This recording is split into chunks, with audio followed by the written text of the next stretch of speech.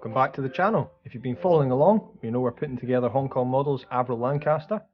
So in the last episode we covered the painting of the undersides, putting the camouflage colours down, and we also put down the markings as well. But coming back to the model, I've actually had a couple of ghost seams reappear. So particularly on these underside of the nacelles, this is where the two parts are joined together. So this is cured over time, and unfortunately it's sunk back and is now producing a seam line. So we're going to take care of this. So we're starting off with a sanding sponge. It's just a case of going in and flattening out this seam. And then once we've done that, we're just working our way through the grades. So we're now working up to a polishing stick, just to see what we're left with. And now that we're happy we've dealt with the seam, we can go in and retouch that with the XF69, the NATO black. And while I've got the paint and the airbrush, what I'm doing here is I'm just going around and mottling this colour back into the actual original paintwork. You'll know in the last episode we actually polished this paint before we put the markings down. So adding this coloration back in should start to break up this monotone black. So it's just a case of going around, filling out some of the centres of the panels, and just trying to break it up, as I say. So we're going to accentuate this a bit more using XF17, so this is sea blue. So this is very dark blue colour from Tamiya. We're going to heavily thin that down, and we're going to use it to do some post shading. So what I'm doing here is just following some of the panel lines. I'm not trying to be too neat or careful at this point. We're trying to simulate sort of wear and tear, sort of dirt and grime that tends to sort of accumulate in these recesses. And as I say, because it's just one colour on the underside here, we're doing as much as we can just to sort of break this up, make it a bit more visually interesting to the human eye. So just going around post shading, so we're doing some access panels, as you can see here. And then we're just continuing by following some of the panel lines, just sort of picking a few areas out. As I say, you don't need to be too neat or careful at this point.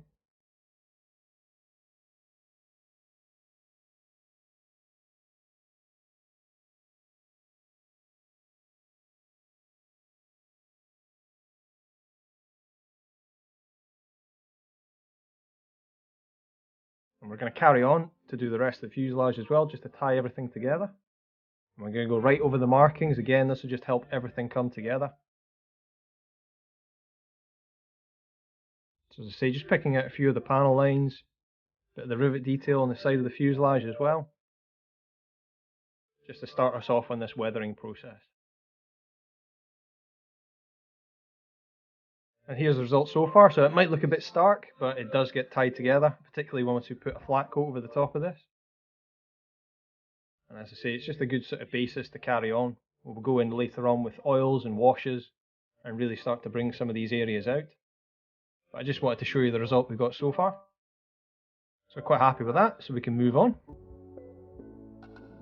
So on the top side, what I'm going to do is I'm going to use a sanding sponge. This is quite a worn down one, so there's not too much grip on it. And we're going to use that particularly to go over areas like the decals. This will help blend the carrier film in. And what I'm also doing as well is sanding areas where there'll be high amounts of traffic on this wing, so people walking about, getting into access panels or refueling the bomber.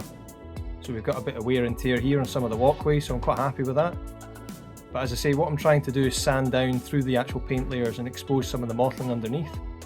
You can see here I've gone over the roundel as well, which has produced quite a nice result, purely by accident, but it actually looks quite good. And we're just doing the same process over all the camouflage areas. So again, we're working on the fuselage here. So here's a couple of areas we're starting to expose the paint underneath. But we do need to be careful. I've actually gone through on a couple of areas, so we can just touch these in later on using the airbrush. But just something to be aware of if you are using this technique. So on this horizontal stabilizer, we've got a fabric texture on the actual elevator. And again, this sort of technique brings these ridges out a little bit more. So now we're going to do some more post shading. So I'm using this MRP marking blue just to go over the roundel. Just a slight variation in colour, same thing that we did before. Just picking out a few of the panel lines, a couple of the rivet details. Again, this is to start breaking this up. We'll come back in later on with further weathering, but it's a good basis to start off with. And what I'm doing now is I'm actually coming back with a sanding stick and just knocking this back a fraction.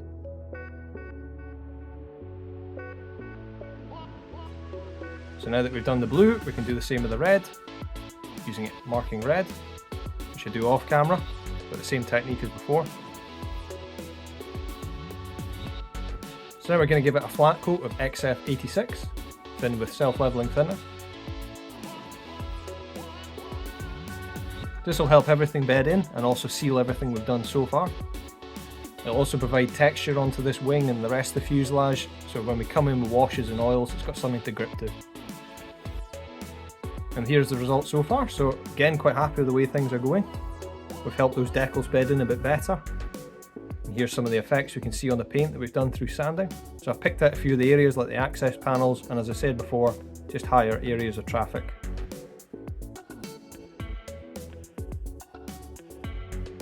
So we're going to carry on with some chipping. So mixing these two colours together of gunmetal and aluminium, just to take some of the edge off the brightness of the aluminium.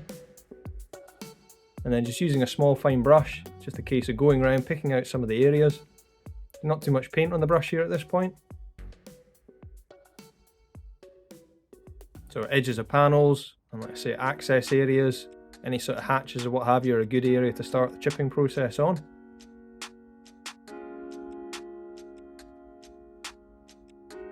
And we'll come back in later on and carry this out through the build, but it's a good point to start off on. So the same thing again on the underside, so again, just try and be as random as you can. I always find that less is more, so if you're not too sure, just do an area, move on to another bit. If you need to come back in, you can do. So it's just a case of going around and just picking out a few of these details, just trying to bring a bit more visual interest to this area.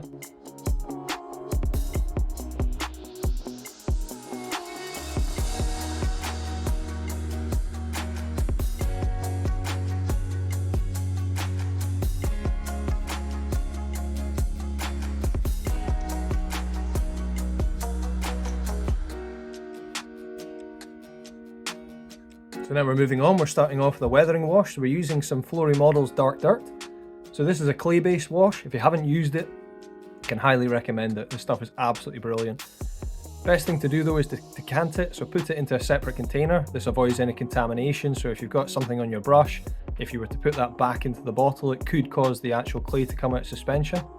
So rather than ruining an entire bottle, we'll just decant what we need into a separate container. And as I say, it's just a case of going around, as I'm doing here, just sort of working it into all the panels and all the rivet detail.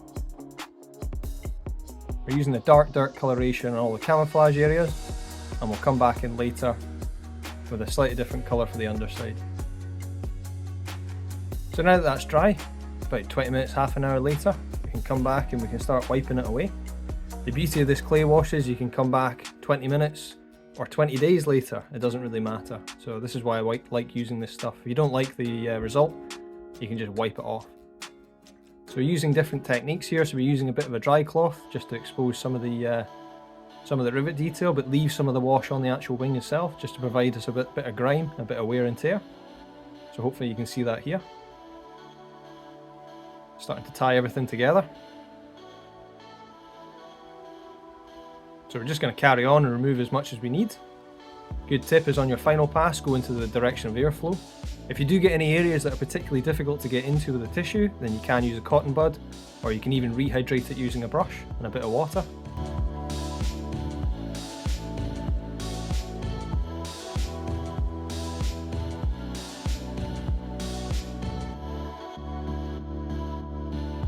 So we're just carrying on doing the rest of the fuselage, same technique as before. Again, any tight areas we can use a cotton bud just to make it a bit easier. So now on the underside, what I'm doing is I'm mixing these two washes. This is the grey and the black. I found just the grey on its own was just a bit too light. So by mixing a bit of black into it, we can just darken that down and not make it quite so stark to the eye. So hopefully you can see that here, original wash on the left and our new colour on the right, a little bit darker.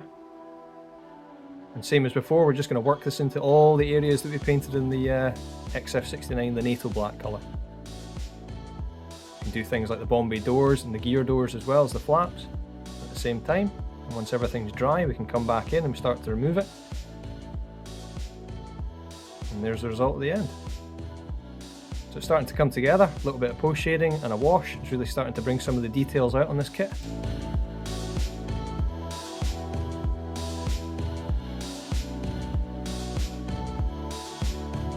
So So now we're going to use some oils. So I'm using these three colours here, and what we've done is we put them on a bit of cardboard to try and lynch some of the linseed oil out of them. And what this will do is it will speed up the drying time. So we're using some odourless thinners just to mix up a kind of wash here. Once we're happy with our colour, we can then apply it to the wing. So same as idea as we did before with the airbrush, I'm just going to apply this to a lot of the panel lines and some of the rivet detail. And a few other areas as well. And like we've been saying before, we're just trying to break these areas up, just make it a bit more interesting to the human eye.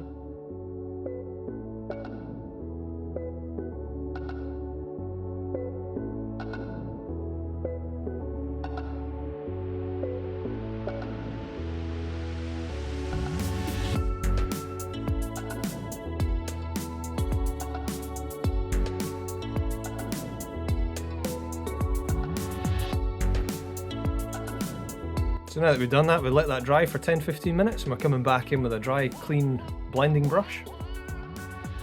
It's just a case of scrubbing this around in a few areas to be happy with the desired effect. What I'm trying to go for on this build is you catch it in different lights, you see different effects, so it's not as stark and as contrast as in your face if we had pre-shaded or post-shaded this with the airbrush.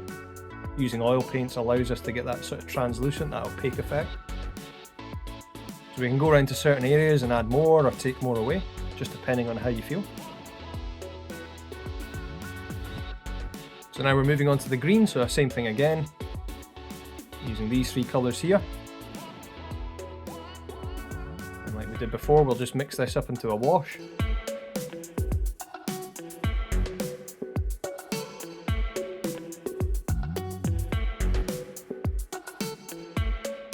So once we're happy with that, we can then, same as we did on the brown, we can pick out areas on the green.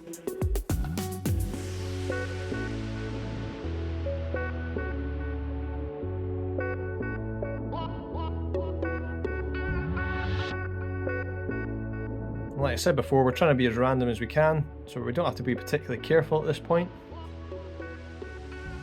Again, because we're using oil paints, if we don't like this, we can always wipe this completely away using odourless thinners and start again. But same thing again, we're using the blending brush here just to knock this all back, and I've gone back in and just added a few more stains and a slightly darker coloration of the green. Same thing again, we're just trying to break these areas up, make them a bit more interesting.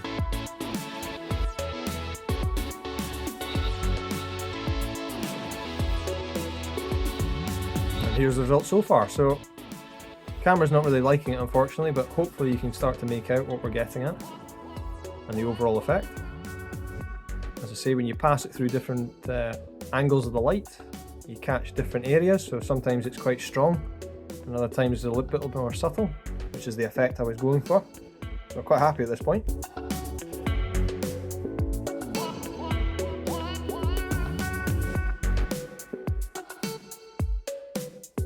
So now we've got the gear to put together. So just showing you here, we've got a few parts that we need to take care of, but this part here was a bit confusing to me.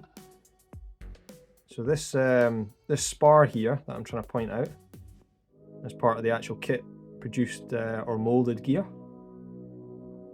If you look at a reference photo, I think what Hong Kong have actually done is molded in these are technically a brace that's put in the undercarriage to stop it from collapsing if you let the loss of hydraulic pressure, but would only be put in place when the actual aircraft is in storage.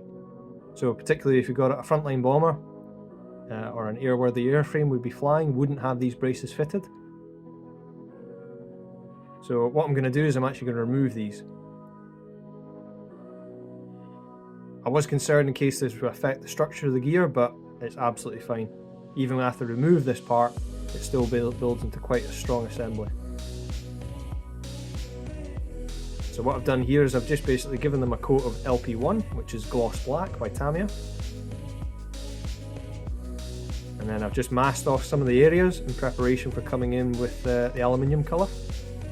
So what I've chosen here is LP70, which is their gloss aluminium. In hindsight, this is probably too strong a colour, it's probably a bit too bright, but we do tone this down later on in the build. So there we go, there's our undercarriage legs all painted up. So now we're moving on to the wheels. So these were two halves joined together and I've just painted them up. So we used XF85, the rubber black, for doing the tyres. And for the hubs we've gone for LP5. can see here I've added a little bit of chipping as well, just to show a bit of wear and tear. So here's the top tip. Just take your finger and just rub it on the actual flat paint of the XF85. You'll start to slightly polish it up, which gives you a nice effect. It actually looks a bit more like actual real rubber. So if you compare that to an unrubbed side versus what we've used before, and you can see the difference hopefully.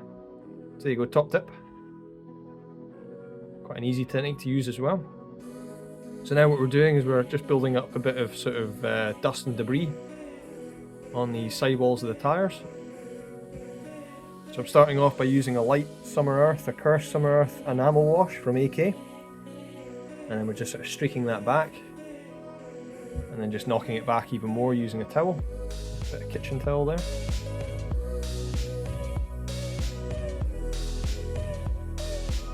And now what I've decided to do is come in with some pigment. So we're using some dark earth here, just to simulate the accumulation of dust on the side of this wheel.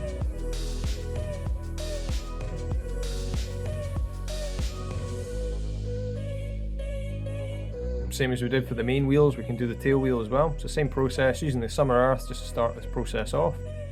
Add a bit of streaking first of all, and then finish it off with pigment. So now we're going to give the undercarriage bays a wash as well. So I'm using some of this AK landing gear dust. It's just a very light buff coloration wash, and I'm actually thinning it down using a bit of enamel thinner just to help it flow. Just a case of applying this into the areas just to pick out some of this detail, although we're not going to see very much when the actual model's on its gear anyway. And then what I decided to do is come in and use a bit of speckling. So just using a cocktail stick, we're just flicking the brush over the top just to produce speckles and splashes, as though the mud is running off the tyre and up into the wheel well. So like I said before, the undercarriage I felt was a bit too stark, a bit too bright. So what I've actually done here is I've given them a flat coat, same as we did before on the wings and the fuselage. And then I'm just using an oil wash here. So this is actually the smoke coloration from Mabtai Lung. I'm just using a thin down wash just to sort of tone this this bright aluminium down.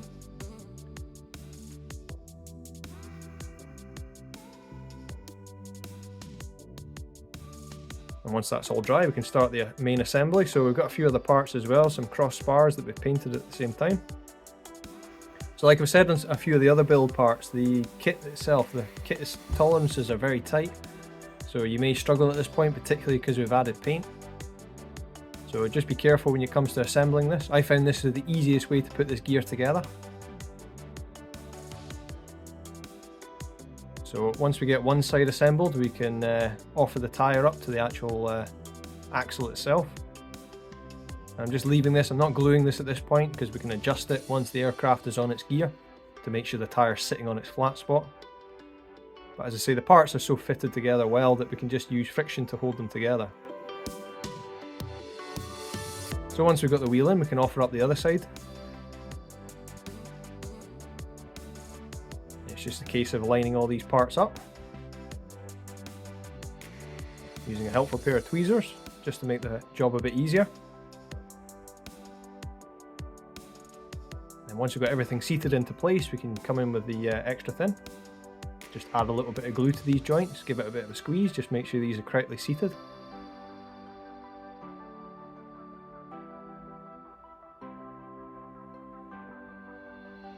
And there we go, our completed gear assembly. So we've just got the other side to do, and then we can offer these up to the wings and see how they fit.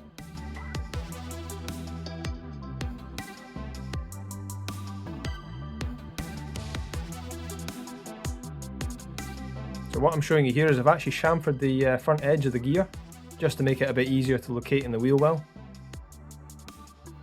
It's just a case of using a sanding stick, as I say, just to take the edge off them.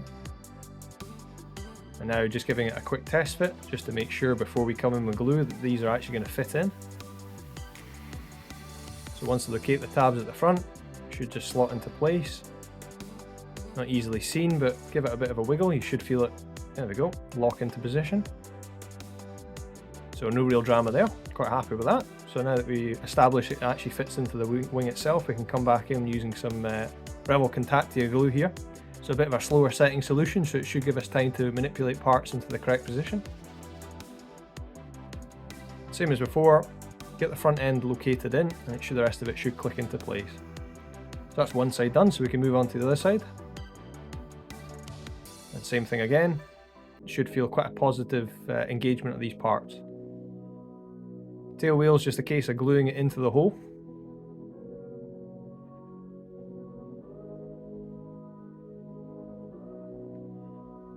And once we've done that, we're moving on, so we're fitting the flaps here. So same thing again, using the slower setting solution of glue just to give us a bit more time.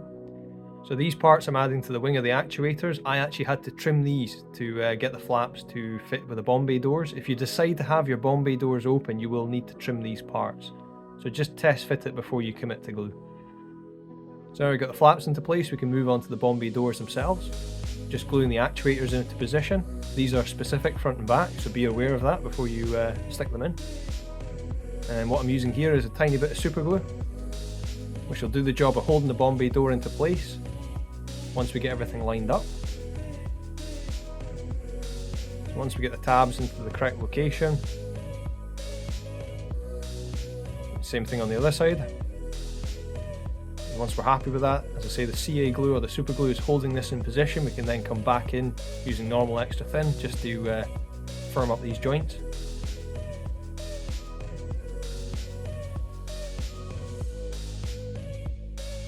So now we've got the actuators for the gear doors as well. A little bit fiddly, these parts.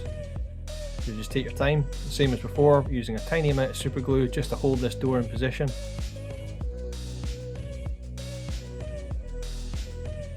And once we've got everything together, we can then come back in and glue this all up with normal glue. Just showing you the same thing on the other side. So we've got this actuator that fits into the gear. Bit of a tight fit. And that's the glue we've been using, AK magnet glue. Brilliant stuff. It's the only super glue I've ever used that still works after 6 months. So anyway, once we've got the gear door into position, roughly in the right position here, we can add a tiny bit of super glue to the actuator and then attach that to the gear door itself. And as I say, once we're happy with that, we can then come back in with the normal glue and just make sure everything's secure. So now we're moving on to the props. So here's one I've already painted up. So we've just painted these using various shades of black and obviously done the tips in yellow. So just using these colours here, like we did before, I'm using a bit of black in the aluminium just to tone this down a fraction. So it's not quite so in your face. And then using a little bit of foam here, we're going to do some sponge chipping. So load up the foam with a little bit of paint and then knock most of it off onto a tissue. And then we can just tap this against the surface, so the leading edge of the props in particular. These are obviously areas of the most amount of wear. So it's just a case of going around and building this effect up. We can do things as well like the spinner at the same time. Particularly on edges of things is good for this technique. But we want to keep the chips nice and small and in scale as best we can, so using sponge is absolutely fantastic for this. Same thing again, we can use a couple of bits on the tip of the spinner as well to simulate some stone chipping or flak damage. And here's how it's looking so far.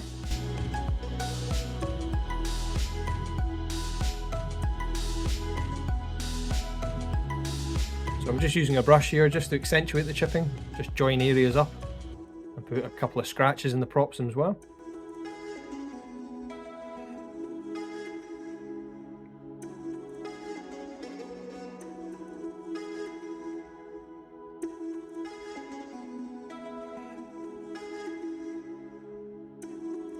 So there we go, props all done.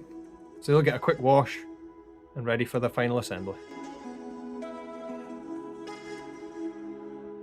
So moving on to the bombs.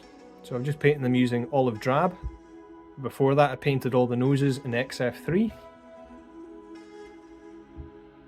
And then just using a bit of masking tape just to give us this demarcation line.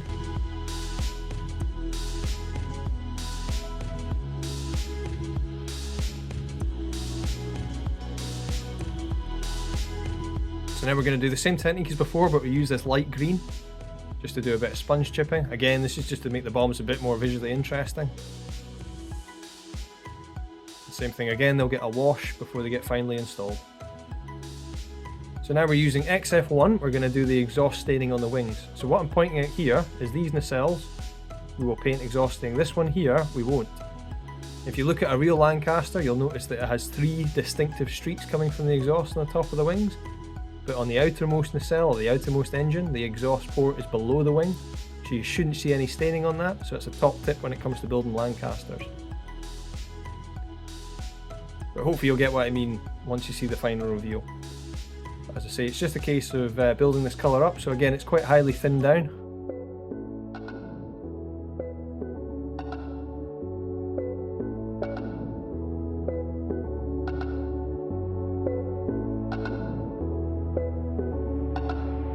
This is a case of slowly building this up until we're happy.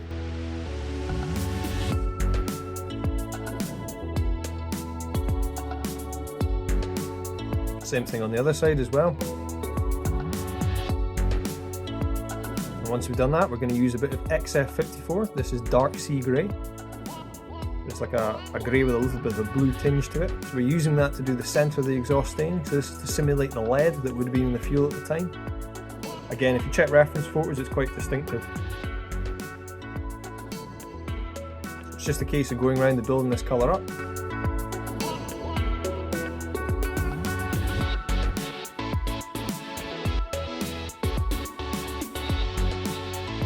I've done the same thing on the underside as well. And you can see here I've just accentuated these stains a little bit more. So I'm quite happy as a basis, but we'll come back to this later on. Do some further weathering using oils and pigments.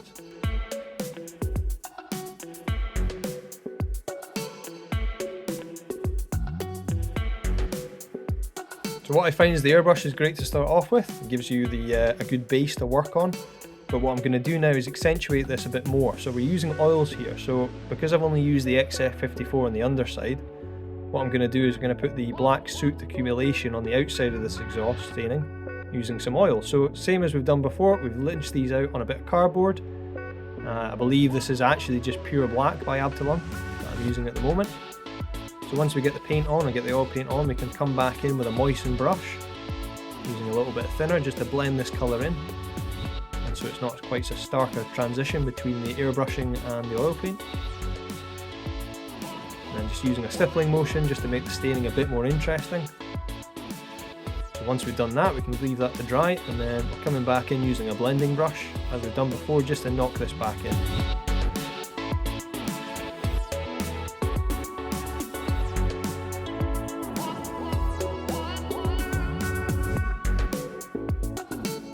So what I'm doing now is I'm mixing up a colour between the two, between the black and the grey, because I'm finding the transition a bit stark. So by mixing this kind of darker grey coloration, I'm going to put it between the airbrushed grey and the oil paint black. The same technique as before, we're just getting the paint onto the wing.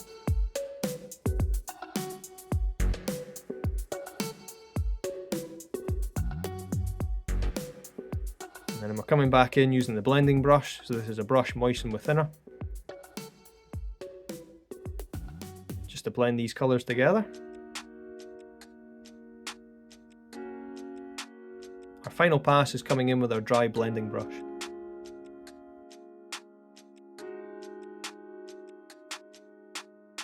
So hopefully you can see there, it just makes it look a little bit more interesting rather than just the stark airbrushed colours. So we can do areas like the outside of this nacelle. As I say, don't put the staining over the top of the wing on this outermost exhaust port, but we can do it on the side of the nacelle. Same as before, getting our black colour down first, then coming in, stippling that back with our moisten brush. As I say, best technique is using a stippling motion. Just produces quite a random, naturally looking effect, which hopefully you can see here.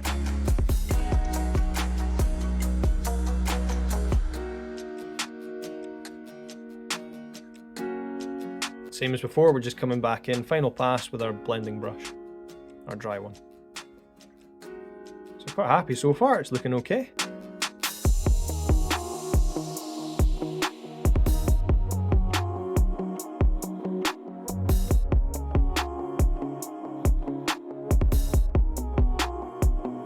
So because we used oils on the underside, I'm going to use pigments on the top just to be different. So we're coming back in using some smoke. Same as before, I'm just putting this down on the black that we've airbrushed, just to blend the transition between the actual camouflage and the exhausting we put down already.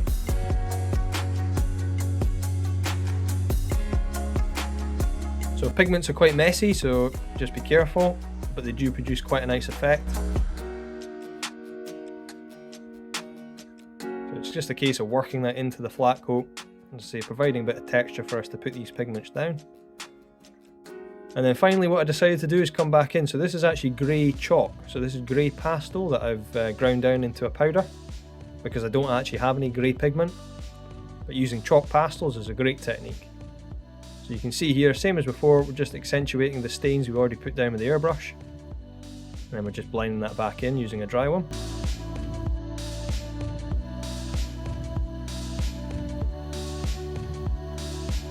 So now we've done that, we can move on into the final assembly. So we're putting the bombs in. You can see here they've obviously had a wash and a light brush round using the dark iron buffable metallics we've used in previous episodes, just to give it that heavier look. You'll also notice here I've hand painted the classic 100 not out, as per my reference photo for S for Sugar. So here's how we're looking on the underside.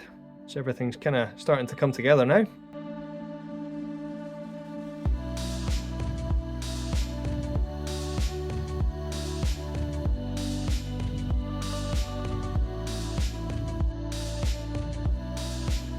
So now we've got the tailplanes to fit, so I'm using some Revol Contactia glue, slightly slower setting solution, so it gives us time to manipulate these parts into the correct orientation. And once we've done that, we can fit the actuators onto the underside of the actual elevators themselves.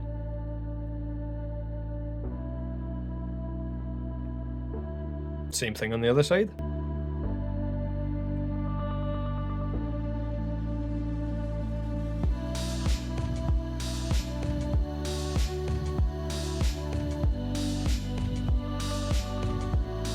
So here's another anomaly with my kit. As previously discussed, we've got a few things that I'm scratching my head over. So what I'm pointing out here is these are molded into this tailplane, or this vertical stabilizer. This is obviously where we're going to fit these parts in. So these are keyed. So on one side it fits in the correct orientation, but when we offer it up to the other side, for whatever reason, the looks like the mold has been incorrectly positioned. So they're not going on in this position as they should do. It's like they want to sit in this position, so not sure about that. If anybody else has got the same problem, let me know. So anyway, we've just mustered on ahead. So now we're going to attach these onto the vertical stabilizers. Sorry, we're going to attach these vertical stabilizers to the horizontals. I'm actually using PVA glue here. The parts of this kit fit together so well, they actually hold together with friction, so just by adding a bit of PVA should stop them going flying if it ever does get knocked. But my thinking is if I need to move it around or transport it anywhere, it might be easier to take these tails off, which will allow us to do that through using PVA. So now one of the final things to do is unmask. Always quite a milestone in the build. So you'll remember we used the Art Scale Kits masking set for doing all this glazing work, and it's done a good job. I don't know what more to say about that. It's a masking canopy masking set, and it's masked the canopy. So yeah, really good, comparable to Edard's sets. We're doing the fuselage, we're doing the escape hatches on the fuselage as well.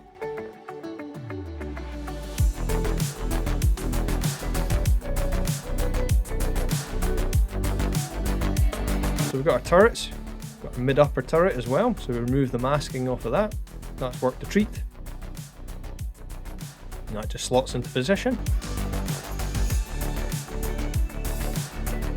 The rear turret, same thing again.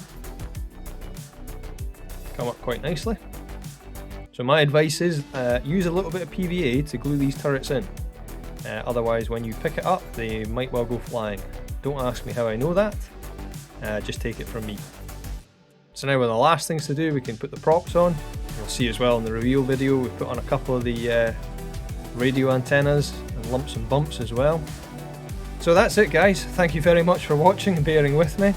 If you haven't already, give us a like and subscribe. If you hit the notification bell, you'll get a notification of every time I upload to the channel. And until next time guys, have a good one.